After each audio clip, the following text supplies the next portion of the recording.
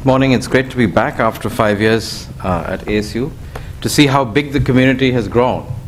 So at IHDP here 5 years back, one wouldn't have imagined that we would become so large. So I'm going to quickly give you a sort of rapid fire presentation. I'll take you from the global to the local, I guess, in about 12 or 13 minutes. But before that, a quick plug. I know that there is a session tomorrow afternoon on the 5th AR, the IPCC AR. There are many CLAs here. But I would just encourage many of you, part of the community here, to come and talk to some of us. David Satterthwaite and I are CLAs for the chapter on urban areas for Working Group 2. And there are many others I can see here. I think we're trying to aggregate evidence from across the world, and this would be a great place to get things going as we move on to Japan early next year. So I'm going to be quite provocative. The idea here was to sort of get some thoughts on the table. There's going to be a fair amount of evidence, but there's also going to be a lot of projections. So let me sort of very quickly take you through this view that comes from an environment that I know fairly well, and I can dive into it. But let's start with the global. So what are the key primitives? So if one looks at, as we heard this just now, the challenge of the 21st century, again, a schematic. Our present consumption requires 2 worlds. Our population growth to 9 billion plus needs 1.5 worlds. Ending poverty, which is our most serious concern in the global south, requires 2 worlds. Unfortunately, we only have 1 world. The challenge for us is to make this transition. I mean, this is just a schematic, but I think this is really why what we're doing here is very, very critical, because this traverse will be played out in cities. We are an urban and urbanizing planet, and this is where the game will be played. But in that context, of course, the big challenge for us, and this is looking at global biocapacity and the ecological deficit, is that our cities are the key drivers of that deficit. So we do need to unbundle and understand where this process is coming from to be able to engage in it. The other thing that's very important, a very critical thing that's happened in the last 20 years and will play out in the next 30, is that Asia returns to the center of the global economy after a gap of 250 years. This is a long-range trend from the 16th century to the middle of this century, and what you see here is that India and China have taken that as really as schematics, go from 55% of world product in the 17th century, and they will return to about 30% of world product in the next 20 years. And we've seen this. China has just overtaken Japan a month ago as the second largest economy in the world. So this is absolutely central for us to understand that, in a sense, the center of the world system has shifted, and it'll shift even more quickly. And what that means for us as urbanists, of course, is that new urban geographies make new histories. We've historically spent most of our life looking at the old world and the new world. But there is another world out here which is really driving change, East Asia, and very quickly South Asia. These are the 2 most rapidly urbanizing areas in the world. And of course, we cannot forget Latin and Central America, Southern Africa, the Middle East, which people often remember, Indonesia and other parts of Africa. So there is a radical shift in urban geographies, and these geographic changes are going to make new histories, and I think that's fairly important for us in the academic question. So just to try and rephrase this question, so I guess some very quick long-range trends. I'll just run this view for a second if this works. So this is, oops, it's coming up. Well, the simulation is not working, but this is a summary of that. This is a long-range trend of urbanization versus income per capita. We all know this. This is a log graph. This is between 1960 and 2005, a 40-year trend. Okay, so basically, as we urbanize, these are all the countries of the world across that, and I picked up 3 or 4 traces to give you a sense of what's happening. So you can see, of course, this is the United States all the way up here. At about $40,000 per capita. But the most interesting trends, of course, are where these key, huge countries in the south are actually going from. So this is India here, the country that I come from, and this is a projected trend, going to about a 45% urban population in the next 30 years, and becoming a high middle income country. So this is, a sense of where we're going. That's Brazil making this rapid transition here. The challenge, of course, is, if you look at the framing, is the battle for carbon space and growth potential. This is what the large climate change negotiations have been. This is CO2 emissions per capita. I've taken a band here that goes between 1 and 4 notionally, because this is the space that's really being contended with. And the challenge, of course, in the long-range trend, and as I said, this is about the 30-year trend that's there, is that the United States is way up here, the EU is somewhere down here, and the question, of course, in the global negotiations is how we're going to make these transitions down, and what's actually going to be happening with Asia as Asia actually builds out and grows. And why is this important?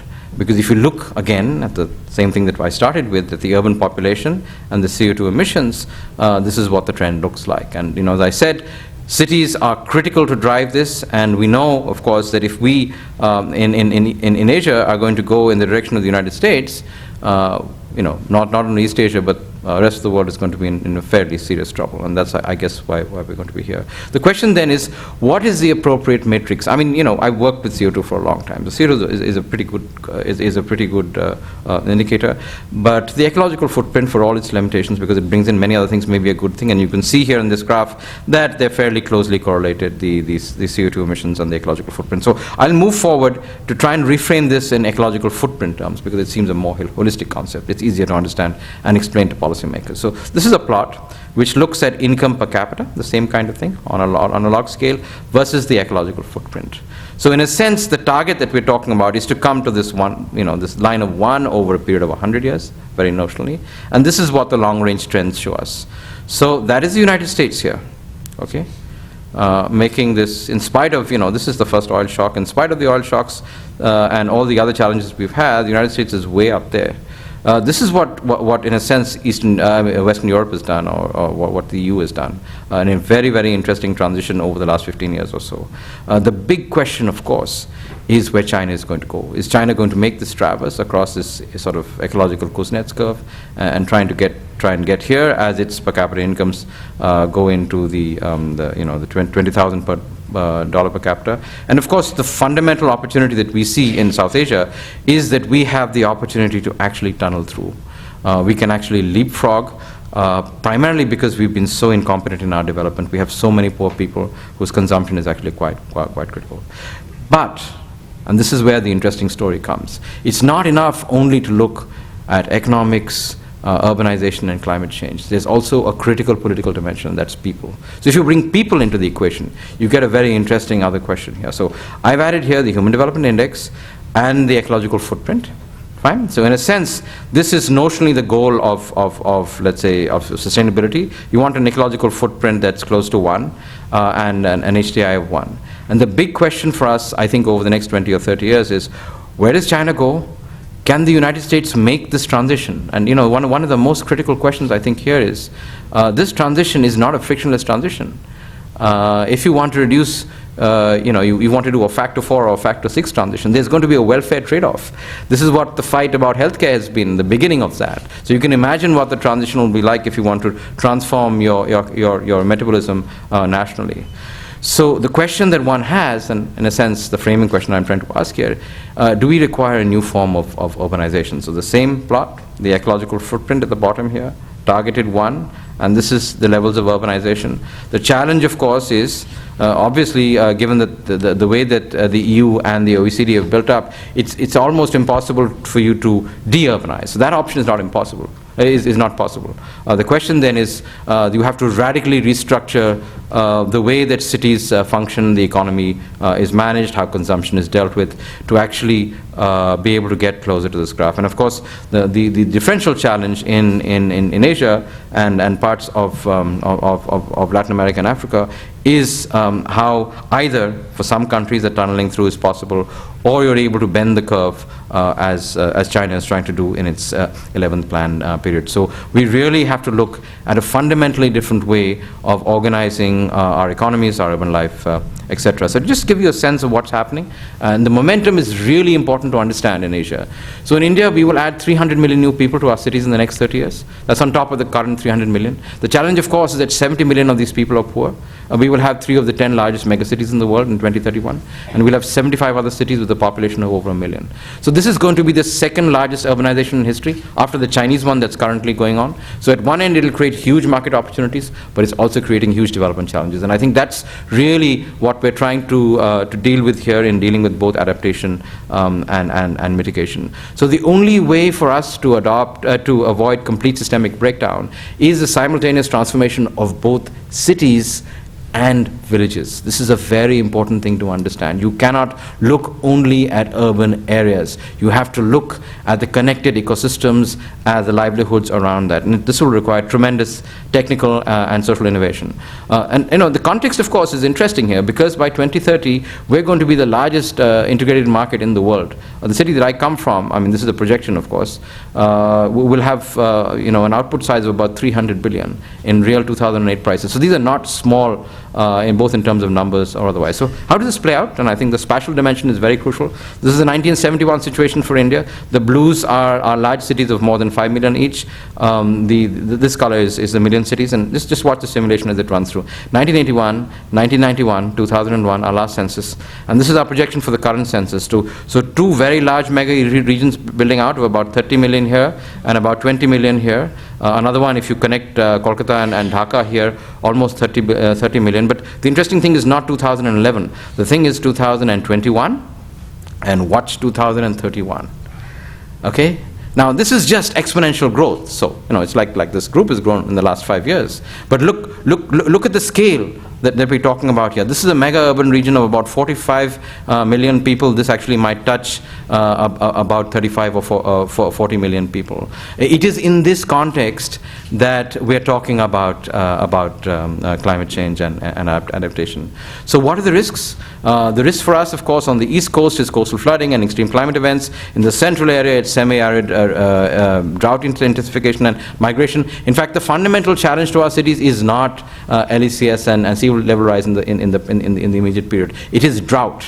And in that sense, we're discovering that our priorities are somewhat different from some other parts of the world. I think the Australians have similar kind of things. And of course, water conflicts over time in the Indo-Gangetic and the Brahmaputra basin as glacial melt intensifies, and groundwater drawdown increases as we use that. And of course, the LECS and coastal flooding question that comes in. So a very mixed situation depending on geography and location, but very interesting challenge that we have. And we have an interesting opportunity here.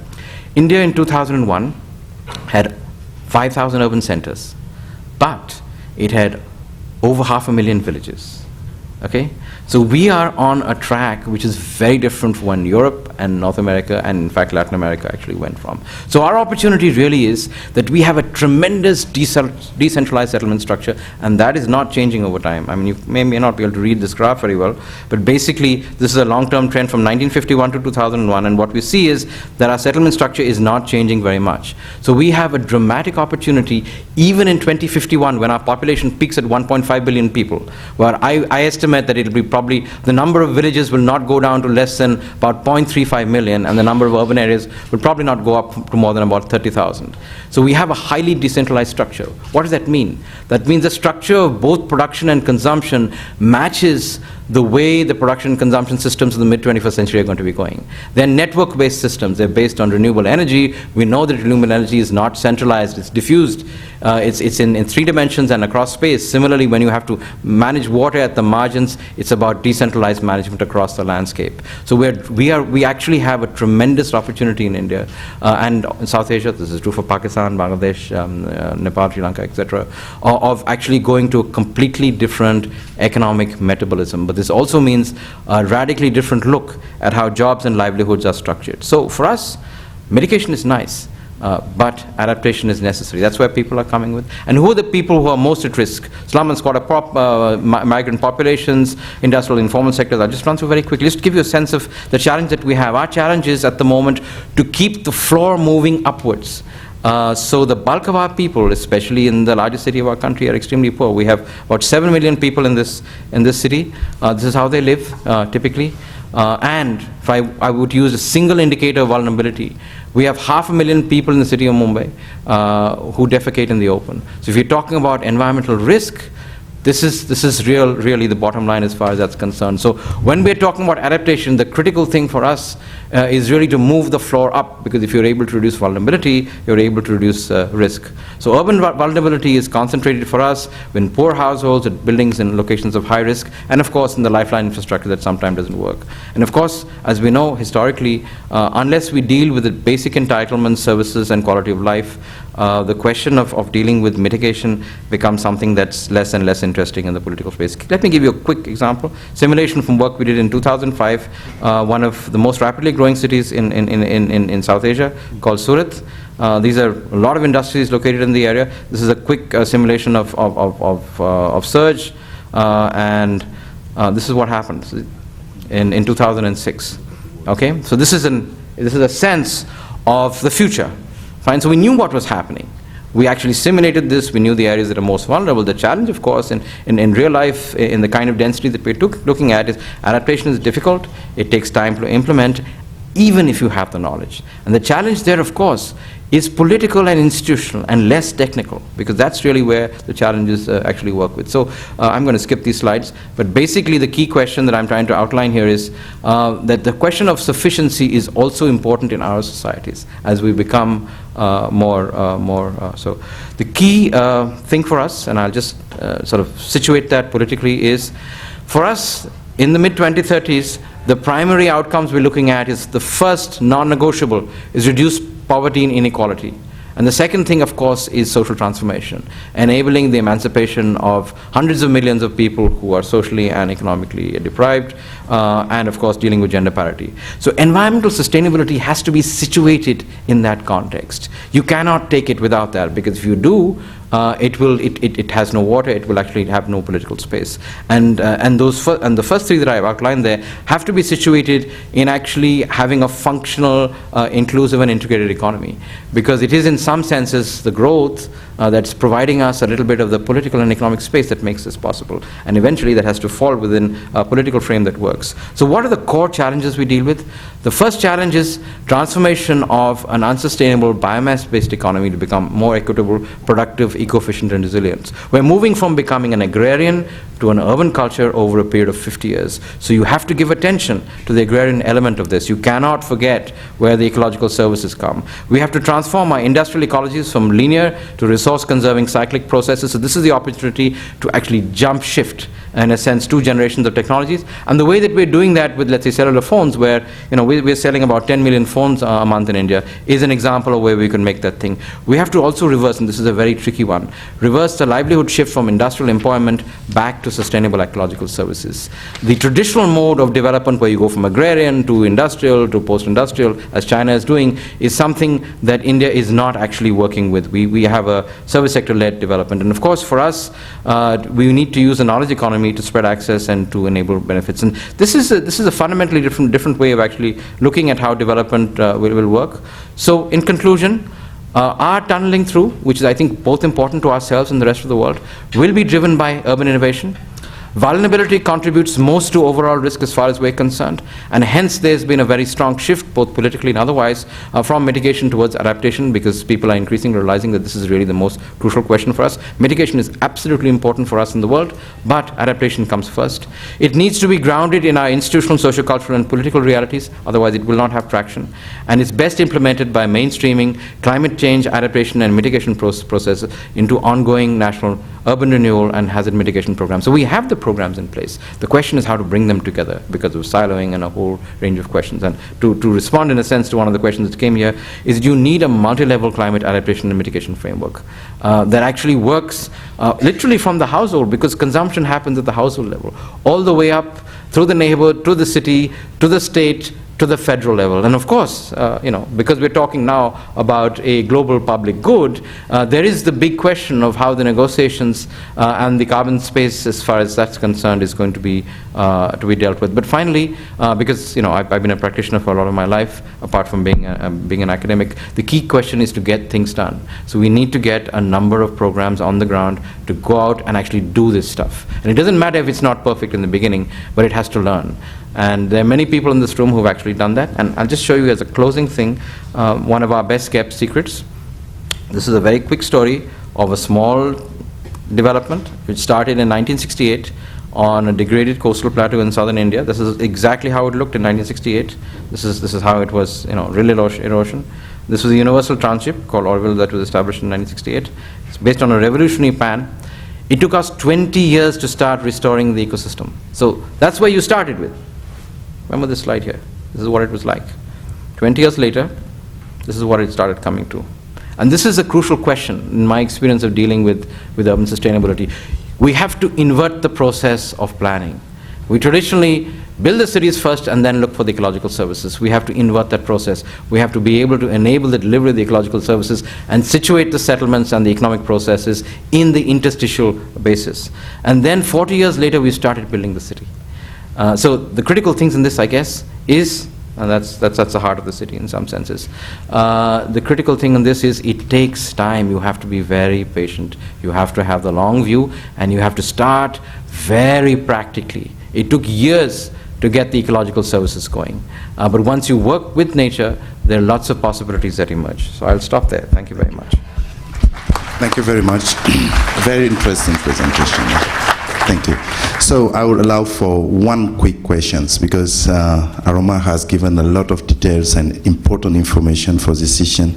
So if we can have one burning, now two, I cannot deny this, the two ladies. Come in front.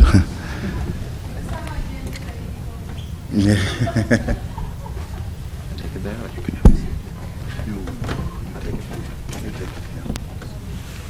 put it on right. 1 second. Hi, Vanessa Castambroto from Durham University, UK. This is perhaps only a half-formulated question, but I completely agree with your idea that mitigation is nice, but adaptation is actually urgent. But I'm wondering if mitigation may be used as a way of addressing inequalities around the world. We can also look at mitigation within India as a way of addressing inequality within regions and particularly within the city. Thank you. Very quick answer, yes. I mean, absolutely so. That's exactly what all of us are trying to work on.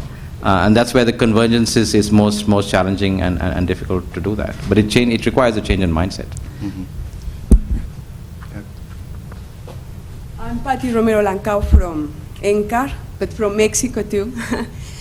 I really like your presentation, but I'm concerned with the focus on countries and not on actors, especially because many of the actors we need to deal with, corporations, do not operate at the national level. Absolutely. You saw my abridged presentation. I had another 10 minutes, we did other things.